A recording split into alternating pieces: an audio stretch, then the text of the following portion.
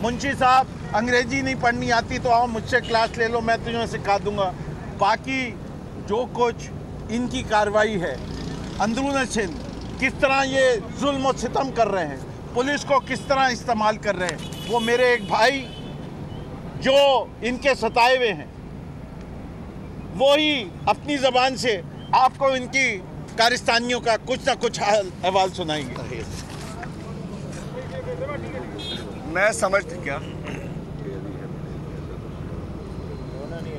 मैं ये समझता हूँ कि आज सिंध हुकूमत ने वही कुछ किया है, सिंध कैबिनेट ने वही कुछ किया है जिसका हम जब ये सिंध पुलिस ऑर्डर 2019 की कानून साजी ये कर रहे थे, एक कमेटी बनी हुई थी, सिलेक्ट कमेटी, जिसमें नकवी साहब थे, हम थे, हमारे दीगर एमपी।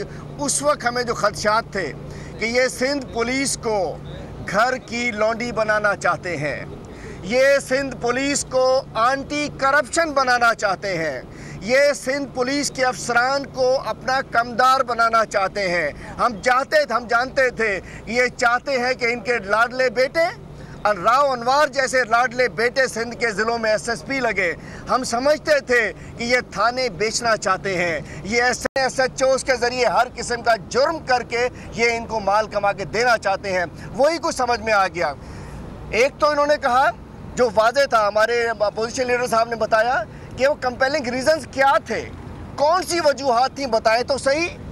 अगर वजूहात का जिक्र है तो मैं कहता हूँ वज़ीर आला साहब, सिंध कैबिनेट को वजूहात के ऊपर तो सबसे पहले फुप्पो को निकालना चाहिए था, जिसने 1000 लोगों को एड्स लगा दी थी ना, लगी ना, उन्होंने एड्स लगा दी। उसके बाद निकालना चाहिए था 2 लाख लोगों को कुत्तों से कटवा दिया, निकालना चाहिए था। हज़ारों बच्चों को थर में मरवा दिया, वो तो कंपेलिंग रीजंस थे ना, क्यों नहीं निकाला? आईजी को इसलिए निकालना चाहते हैं, इनकी मर्जी का इनका कमदार आईजी लग जाए।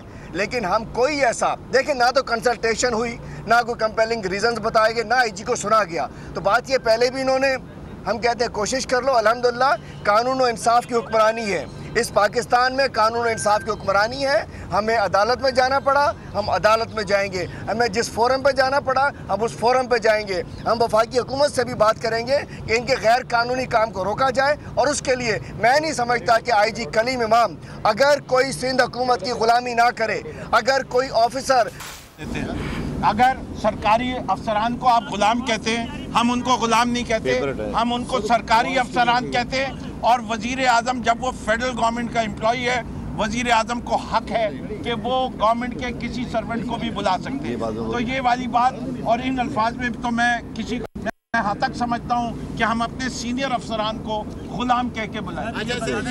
ये बता दें जो बात आपने की है कि कानून है कि वफाक और सूबा मुशावरत से आईजी को तब्दील करेगा, तो जनाब वफाक और सूबा, ना तो आप सूबा है ना वफाक है, आप तो स्टेक होल्डर्स ही नहीं है। आईजी की तब्दीली में कोई मुशावरत आपसे होनी ही नहीं है, तो आप एतराज़ क्यों कर रहे हैं? और उसके अलावा अगर पंजाब में 5 आईजी तब्दील हो रहे हैं तो वहाँ पर तो किसी ने, कोई अपोजिशन ने वो नहीं की, क्योंकि वो स्टेक होल्डर्स नहीं है। अच्छा, पहली चीज कस्टोडियन होता है, हम कस्टोडियन हैं इस कानून के जो असेंबली में पास, हमारी असेंबली से बना है, और हमारा ताल्लुक जिस जमात से, उसका नाम पाकिस्तान तहरीक इंसाफ है। और आपके वजीर आजम जिस जमात से ताल्लुक रखते हैं उसका नाम भी पाकिस्तान तहरीक इंसाफ है।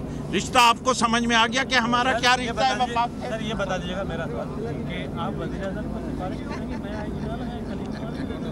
जी देखिए, हमारे लिहाज से हम वजीर आजम को एक बात कहते हैं, हमेशा कहते हैं, हम एक बात उनको कहते हैं, उनको बताते हैं कि सिंध के हालात अच्छे नहीं हैं।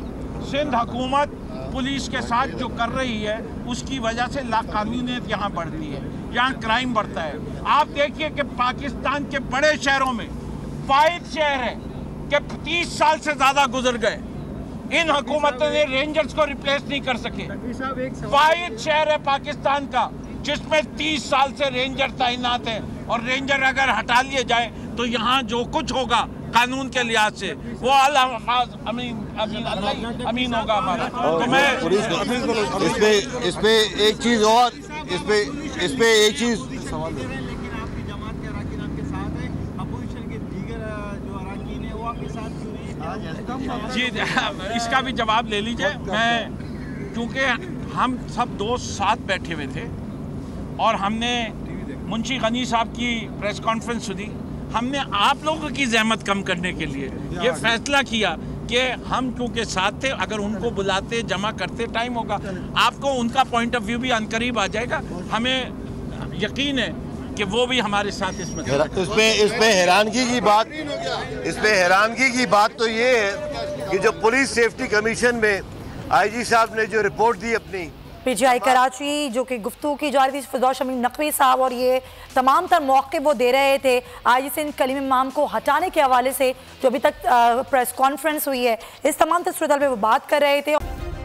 सब्सक्राइब करें और बेल दबाएं ताकि कोई खबर रह न जाए।